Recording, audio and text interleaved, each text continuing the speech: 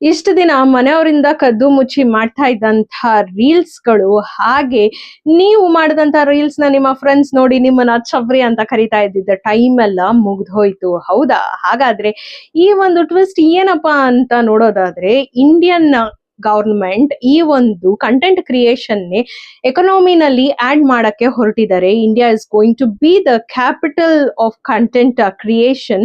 ಈ ಒಂದು ಬಜೆಟ್ ನಲ್ಲಿ ಇಂಡಿಯನ್ ಗವರ್ನಮೆಂಟ್ ಆರೆಂಜ್ ಎಕಾನಮಿ ಅಂತ ಲಾಂಚ್ ಮಾಡಿದೆ. ಈ ಒಂದು ಆರೆಂಜ್ ಎಕಾನಮಿನಲ್ಲಿ ಪ್ರತಿ ಒಂದು ಸ್ಕೂಲ್ ನಲ್ಲೂ ಕಂಟೆಂಟ್ ಕ್ರಿಯೇಷನ್ ಸಹ ಹೇಳ್ಕೊಡ್ತಾ ಇದ್ದಾರೆ. ಬರೀ ಬುಕ್ಸ್ ಜೊತೆಗೆ ಈ ಒಂದು ಕಂಟೆಂಟ್ ಕ್ರಿಯೇಷನ್ ಸಿಲೆಬಸ್ ಕೂಡ ನಿಮ್ಗೆ ಆಡ್ ಆಗ್ತಾ ಇದೆ. ಆಲ್ಮೋಸ್ಟ್ 15,000 ಆಫ್ ದ ಸ್ಕೂಲ್ಸ್ ಅಲ್ಲಿ ಹೇಳ್ಕೊಡ್ತಾ ಇದ್ದಾರೆ, ಆಸ್ ವೆಲ್ ಆಸ್ 500+ ಕಾಲೇಜ್ ನಲ್ಲಿ ಹೇಳ್ಕೊಡ್ತಾ ಇದ್ದಾರೆ.